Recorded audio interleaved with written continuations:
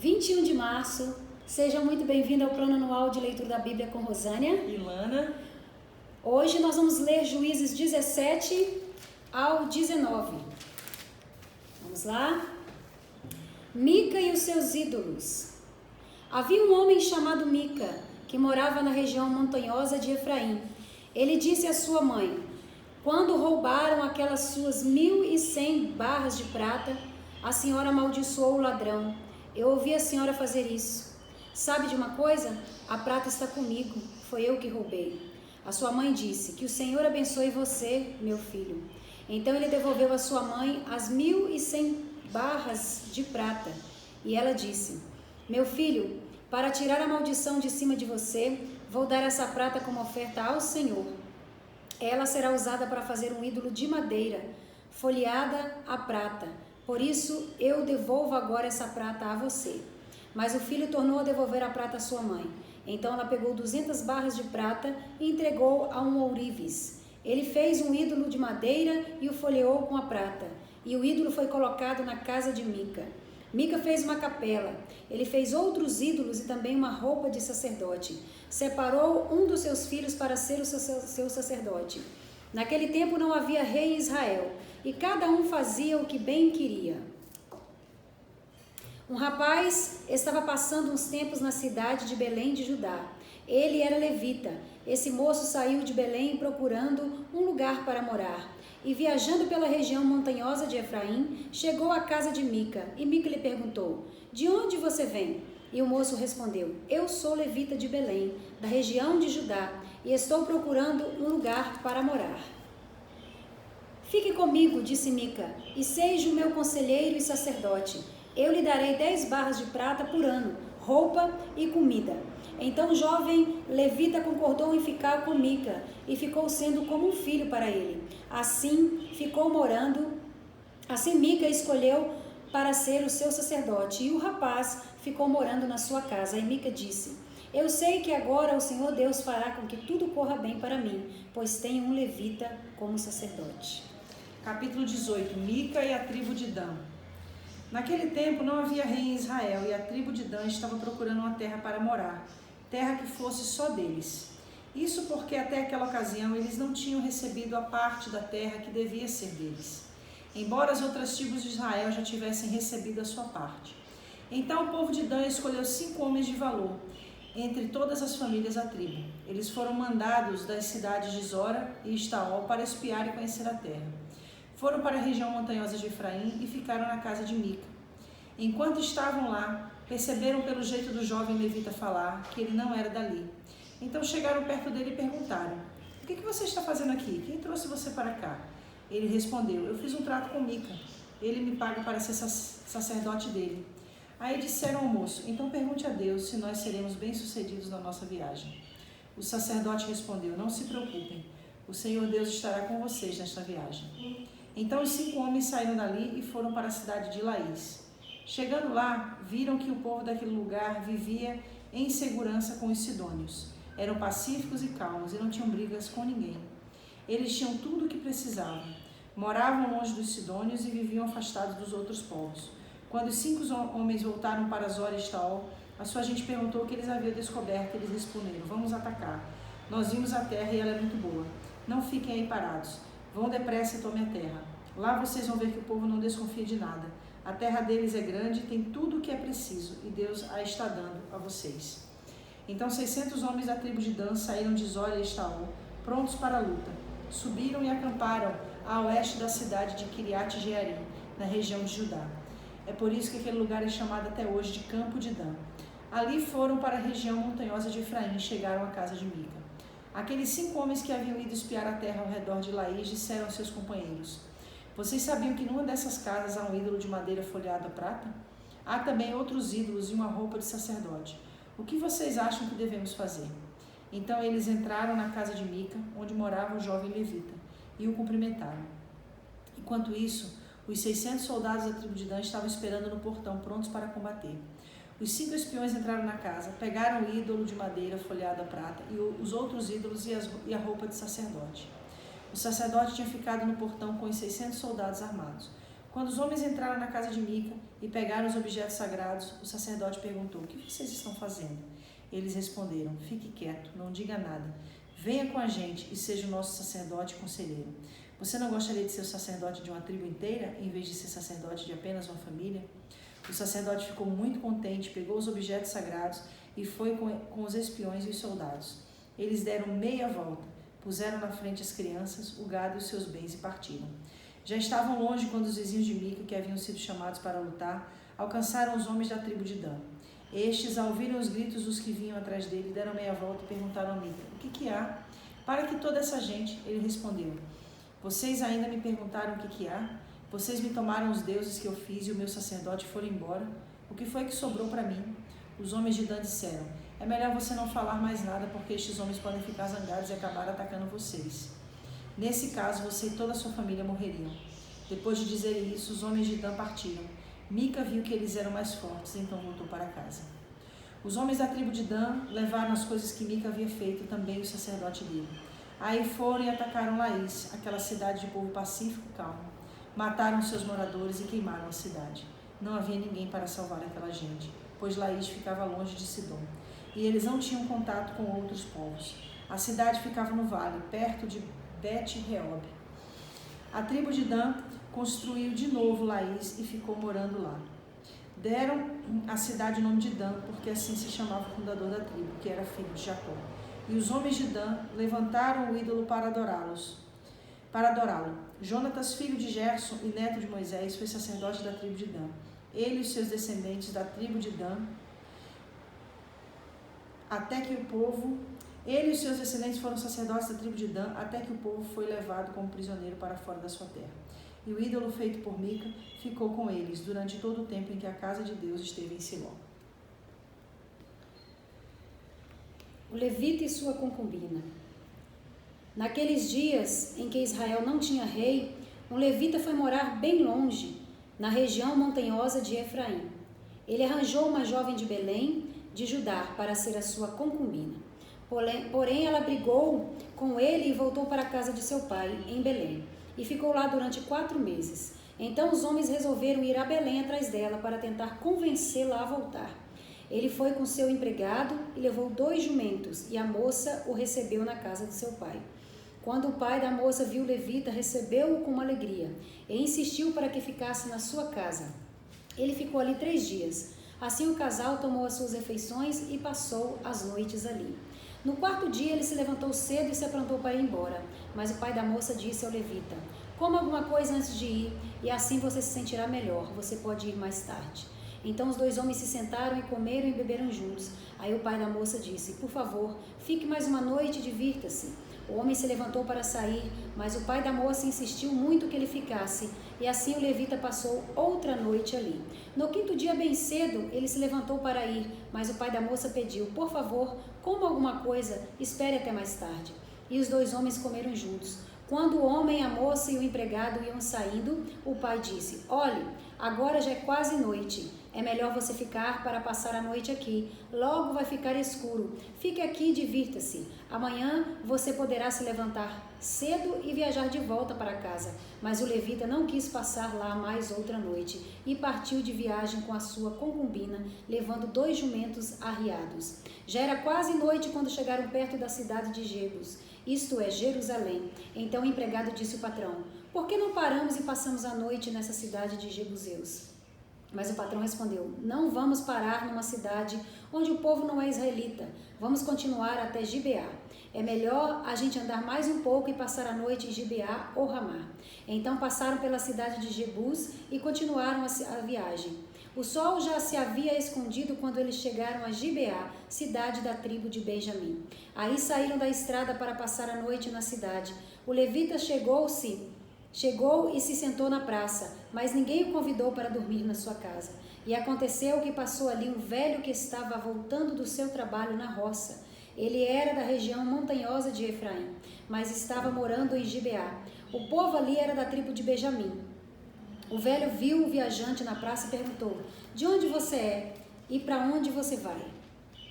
O levita respondeu: Estou viajando de Belém de Judá para bem longe, para a região montanhosa de Efraim, onde moro. Fui a Belém agora e estou voltando para casa, mas ninguém me ofereceu hospedagem para esta noite. Nós temos alimento e palha para os jumentos, o pão e o vinho para mim, para a minha concubina e para o meu empregado. Temos tudo o que precisamos. O velho disse: venha comigo, vocês serão bem recebidos na minha casa. Eu cuidarei de vocês. Por favor, não passem a noite na praça. Então ele levou para sua casa e deu de comer aos jumentos. Os seus hóspedes lavaram os pés, comeram e beberam.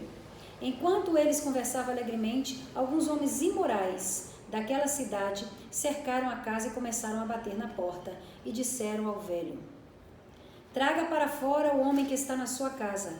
Nós queremos ter relações com ele. Aí o velho saiu e disse: não, meus amigos, por favor, não façam essa coisa tão má e tão imoral. Este homem é meu hóspede. Olhem, estão aqui a minha filha virgem e a concubina dele. Eu vou pôr as duas para fora, e vocês poderão fazer com elas o que quiserem, mas não façam essa coisa horrível com este homem.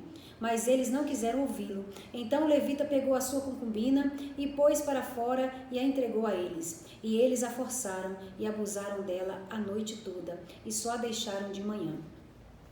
Ao amanhecer, a mulher veio e caiu na frente da casa onde seu marido estava e ficou ali até clarear o dia. De manhã, o marido se levantou para continuar a viagem. Quando abriu a porta, achou a sua concubina caída em frente da casa com as mãos na soleira da porta. Aí lhe disse: levante-se, vamos embora. Porém, não teve resposta. Então pôs o corpo dela atravessado sobre o jumento e seguiu viagem para casa. Quando chegou lá, entrou, pegou uma faca e cortou o corpo da concubina em 12 pedaços. Depois mandou um pedaço para cada uma das 12 tribos de Israel. E todos os que haviam isso diziam: nunca vimos uma coisa assim. Nunca houve coisa igual a essa, desde o tempo em que os israelitas saíram do Egito. Pensem o que vamos fazer agora. Meu Deus. Uau! Quer falar? Não, eu na verdade quero. Só que assim, eu tô... Tá abismado. Essa parte não acontece em Sodoma? A mesma coisa? É a mesma narrativa, Acontece só que em outra mesma situação. Oh, Quando a gente começou a fiquei ler um o pouco capítulo confusa. 19, eu imaginei, ela vai pensar muitas coisas aqui nesse capítulo. Vamos lá. O texto o texto inicia, né, dentro do contexto do livro de Juízes, falando da degradação espiritual da tribo de Dan, né? Quando escolhe para si um sacerdote que nem era sacerdote, toma ídolos. Então, o que a gente percebe? Vamos entrar dentro do contexto para a gente não explicar um texto fora do contexto, para não ser um pretexto, né? Vamos lá. A gente percebe desde o primeiro capítulo do livro de Juízes que Deus ele estava com toda aquela dificuldade de disciplina espiritual com o povo. Qual era essa disciplina espiritual? Levar o povo a essa fidelidade de adorar somente a Ele. O povo estava rodeado por povos pagãos, porque a gente termina o livro de Josué dizendo que eles não conquistaram todas as terras, todos os povos, então os povos continuavam no meio deles. Isso significava que eles estavam sendo contaminados pelas questões cultuais, a mercê da cultura dos povos, ao invés deles serem luz para os povos, luz para as nações, que é o nosso dever, né? Como cristãos hoje em dia, ser luz para as pessoas, levar luz e não ser contaminado pelas trevas. Então a mesma coisa aconteceu naquela época, só que ao invés deles influenciarem os povos, eles foram influenciados pelos povos. Inclusive a gente lê uma passagem onde o próprio Deus disse que iria deixar aquele povo para que aquele povo provasse o coração deles. Lembra? Sim. Dessa passagem que a gente leu? E foi exatamente o que aconteceu. E o coração deles realmente é provado e reprovado, infelizmente. Então o que começa a acontecer com o povo? A mesma questão relacionada às prostituições cultuais, tá bom? As idolatrias, os cultos aos deuses pagãos. Então, quando a gente entra no capítulo 19, a gente tem uma cena semelhante ao que acontece em Sodoma e Gomorra, acontecendo dentro de uma das tribos de Israel, no meio do povo de Deus. Agora, presta atenção que a gente vê no capítulo anterior, no capítulo 18, porque a nossa Bíblia ela é dividida em capítulos e em versículos, mas a Bíblia ela precisa ser lida com uma narrativa, uma seguida, um segmento. Por que a cidade de Laís foi derrotada, foi destruída? Porque era uma cidade pacata, era uma cidade onde as pessoas não pensavam mal dos outros, era uma cidade onde eles recebiam todo mundo, lembra? Sim. Quando eles trazem boa vontade. o povo de boa vontade, o povo lá é joinha, vamos entrar lá, ninguém vai pensar nada de mal e a gente vai destruir a cidade. Então o que acontece? A gente tem um viajante, que era o levita e a sua concubina. Eu queria até voltar aqui mesmo.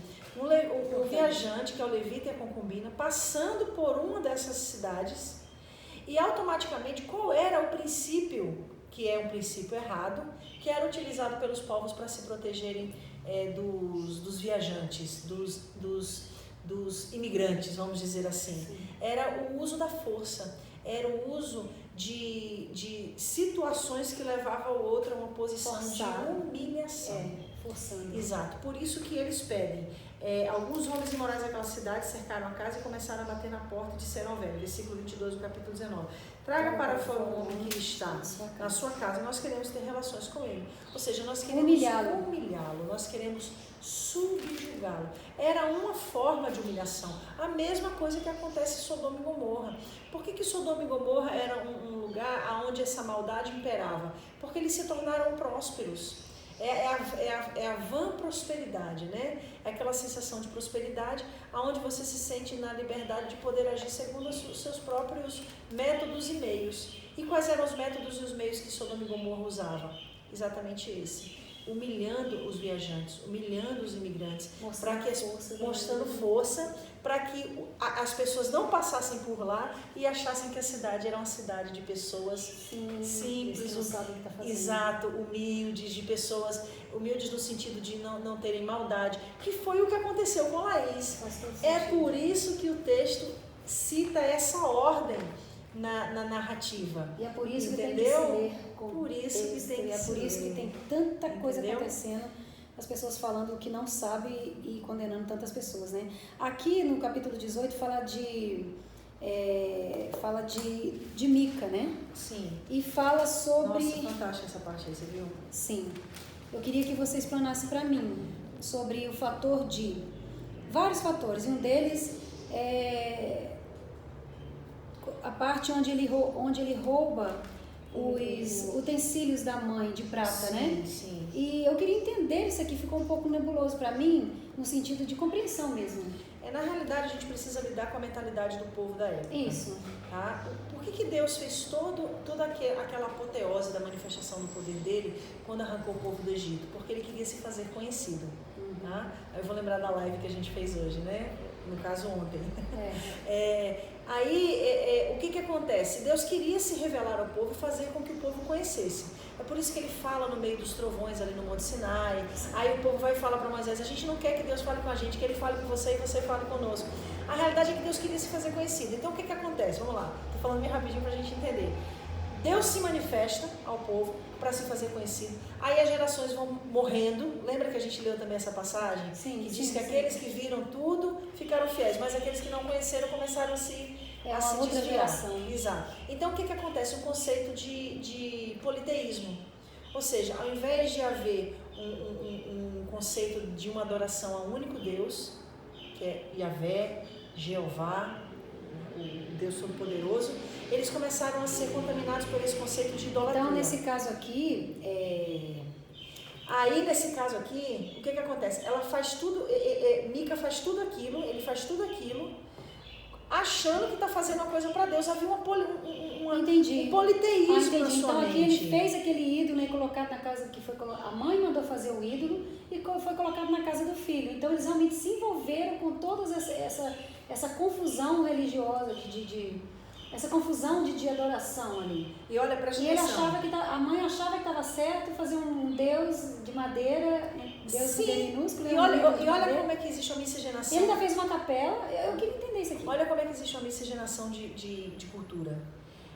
A mãe de Mica, inclusive, oferece parte dessa prata que ele havia roubado em oferta ao Senhor, para que a maldição fosse quebrada. Moisés ensinou isso, então eles tinham esse conhecimento. Só que junto com isso, eles também tinham o conhecimento misturado aos povos. Dos povos. Então você acha que o que aconteceu com Mica lá na frente, com o levita, né, que foi com Mica no caso, Sim. que estava sobre ele estava sobre como é que está isso aqui? Mica aqui já não aparece, já aparece o levita que Mica levou, Sim, né? mas o capítulo 19 não fala desse mesmo levita, tá? É outro levita. Ele cita o levita e a sua concubina. Naqueles dias em Israel, É não tinha verdade. rei. Um levita foi morar bem longe, na região montanhosa Então, de como é que Efraim. vai me encaixar isso aqui no meu... me explica isso aqui. Como é que vai encaixar o 17 no 18? Encaixa no sentido da gente entender o contexto. O 17 fala exatamente de Mica e o seu ídolo. E a maneira que eles misturavam as Sim, coisas, e a né? questão do politeísmo, dessa mistura, dessa miscigenação de crença. Então foi só isso. bom? Mica e a tribo de Dan. O capítulo 18 já fala da tribo de Dan querendo um sacerdote para si, aí pega um cara que nunca viu na vida, que não tinha unção sacerdotal, coisa nenhuma, que não era levita, coisa Então nenhuma. esse levita já é o de Mica, né? Esse é o de Mica. Agora o capítulo 19 não nos dá nenhum embasamento para a gente dizer Mas que é o aqui, mesmo levita. esse levita de Mica, aqui no capítulo 18, e no versículo 20, fala o sacerdote que ele fez uma oferta, né, de levar o levita, tirar a levita de Mica, não servir somente uma família, mas servir toda uma tribo, né? E ele se aceitou alegremente.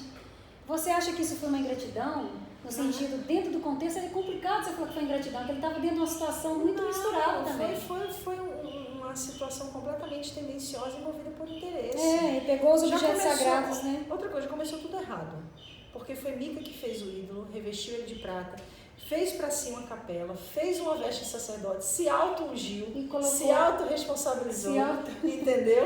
Então eu me unjo o sacerdote, foi exatamente assim que Mica fez. Faço um lugar de Exato. adoração, visto a roupa do sacerdote. Aí aqui fala que um rapaz estava passando os tempos na cidade de Belém de Judá. Ele era levita, esse moço saiu de Belém procurando um lugar para morar. E viajando pela região montanhosa de Efraim, chegou à casa de Mica e Mica lhe perguntou. Ou seja, ele tinha uma genealogia de levita, mas não significava Ele que ele era estava Apto. apto para servir como levita. Como a gente aplica isso? Entendeu? Hoje? Porque eu acho que tem uma aplicação Todos grande. nós somos, todos, a Bíblia não fala que muitos são chamados? E poucos Mas poucos são escolhidos. Mas esse fator da pessoa mesmo Se auto-colocar é muito perigosa, né? É essa muito situação, perigosa. né? E mostrou aí o final de tudo isso, né? Ele Porque, é igual você sempre fala, não são os princípios, né, os meios. não justifica, os meios não justificam. Não, os fins não justificam os meios, né? Então vai ter um processo, né? Sim, tem um processo. De você se colocar numa situação que você não está pronto para estar. Invocar para si uma Acho que eu defesa fiz uma redundância. invocando para si uma responsabilidade Que não é capaz de segurar. e um posicionamento A que não gente foi dado. tem que prestar muita atenção nisso, né? Muita atenção, isso é muito perigoso, porque olha como foi o final dessa história. Né? Tanto que apareceu outro para pagar mais e ele foi e aceitou. Exatamente. Ou seja, Não era um chamado movido por uma vocação, era um chamado por um movido interesse. por um interesse. Muitas vezes a gente, né? Então, muito cuidado para não se colocar numa situação tão degradante, que é degradante, Verdade. né? Que tudo que a gente faça para Deus seja com o único sentimento de agradar ao Senhor. Em nome de Jesus. Muitas vezes a gente vê pessoas movidas a fazer para Deus pensando que podem ganhar ou receber em troca. E nunca é por aí. Servir a Deus nunca foi uma troca, servir a Deus sempre foi um privilégio. Então que a gente possa servir ao Senhor. É por isso que existem tantas pessoas hoje que não conseguem lidar com dores, com perdas e abandonam o Senhor, porque servem a Deus muito baseado naquilo que o Senhor tem para lhes oferecer. Eu não estou falando isso só a nível sacerdotal, não, estou falando a nível geral. Tá A bom? gente tem que generalizar as Sim. coisas, né? Quando a gente fala nós é uma maneira generalizada. Né? É para todo mundo ter proveito dessa palavra, não é verdade, pastor? Exato, que a gente tenha o temor do Senhor. Que a gente em tudo também que a tenha gente faz. proveito das palavras de Deus. Amém. Amém. Deus abençoe você. Até Juízes 20. Deus abençoe.